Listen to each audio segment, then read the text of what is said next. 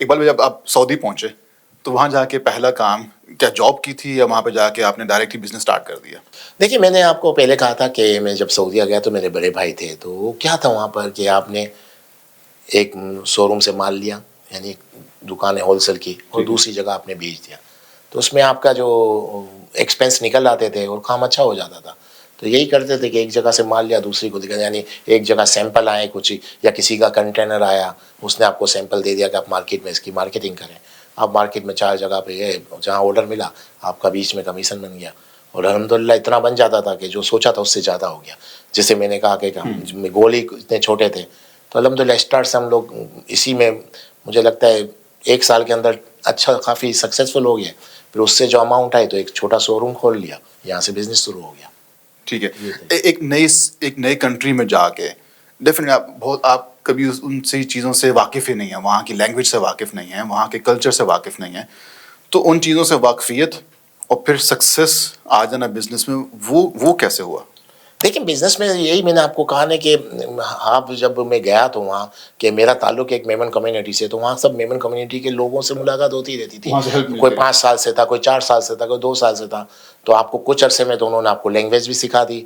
तो सबसे पहले गिनती, यानी जो काउंटिंग 1 2 3 किसको कहते हैं, वाहिद इत्नेन तलाता वगैरह, तो गिनती आप सीख गए। और फिर आपको फिजिकली उम्रा किया, और इसके कुछ दिन बाद आपने मार्केट में जिसी तरह सप्लाई शुरू कर दी। तो आप, मुझे लगा कि जो जो किसी का कंटेनर आ रहा, उसने आपको सैंपल दे दिया, आपने मार्केटिंग की, और वहाँ से काम शुरू हो गया। और ये चीज़ें क्या है, जैसे वक्त गुजरता गया, वो सबसे बड़ी बात डिपेंड ये करता है। देखें, एक चीज़ मैं आपको बताऊँ, आपको जो बनना है या जो आप बनना चाहते हो, उस तरह के लोगों में आप बैठना उठना शुरू कर दो। सबसे आसान तरीका यही है।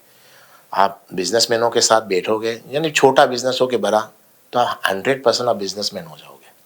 तो मकसद कहने का कुछ अरसे बाद, तो यानी यार आपको जो, यानी आप नमाजियों के साथ बैठोगे तो आप नमाज पढ़ना भी शुरू कर दोगे 6 महीने बाद। आप आवारा किस्म के लोगों के साथ बैठोगे तो आप वो बन जाओगे। 6 महीने तक अगर आप जिस गैदरिंग में रहोगे, जिनके साथ आप बैठोगे, आप ऐसे बन जाओगे। तो मुझे यानी एक तरह से समझे कि डायरेक्ट वो चीज़ें मिल गई, क्योंकि ताल्लुक मेरा ऐसी कम्युनिटी से था।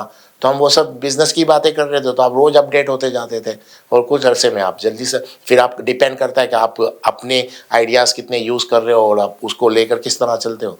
तो मैंने जो अपने आइडियाज़ यूज़ किए, तो फिर उससे ज़्यादा सक्सेस हो गया। मुझे कोई ज़्यादा स्ट्रगल करनी नहीं पड़ी। वजह बताता हूँ स्ट्रगल क्यों नहीं करनी पड़ी। अगर मैं, हम लोग स्ट्रगल का मतलब क्या होता है अभी तक समझ में नहीं आया मेरी। स्ट्रगल भी एक तरह से आप कंपैरिजन ही करते हैं। अगर मैं आज जिस हाल में हूँ, अगर मैं उस वक्त को देखता हूँ, तो मैं बोलूँगा यार मैंने कितनी स्ट्रगल की। लेकिन उस वक्त तो मुझे स्ट्रगल महसूस ही नहीं हो रही थी ना।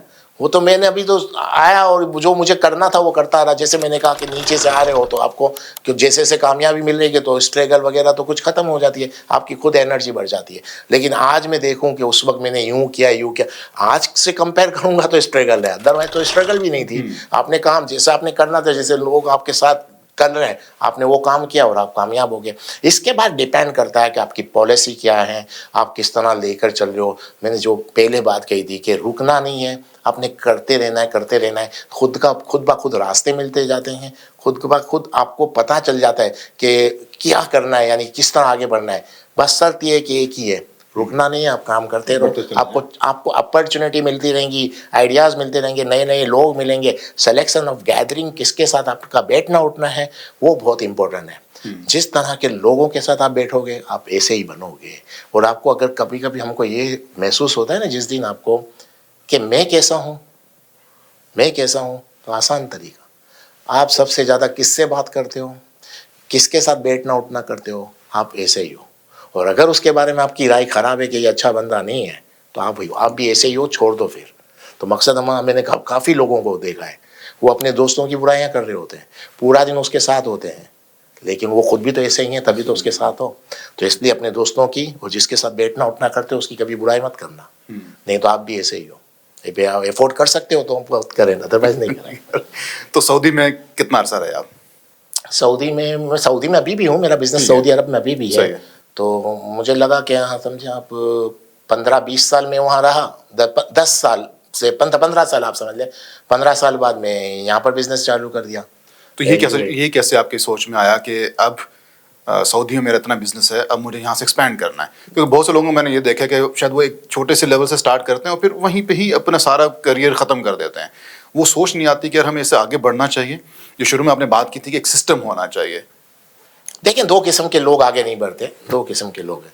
वही मैंने आपको वो उसमें भी मेरा वही जवाब आ जाएगा, कंफर्टेबल जोन में रहने वाला लोग आगे नहीं बढ़ते। भाई हाँ, बस जो चाहिए तो हमको मिल गया।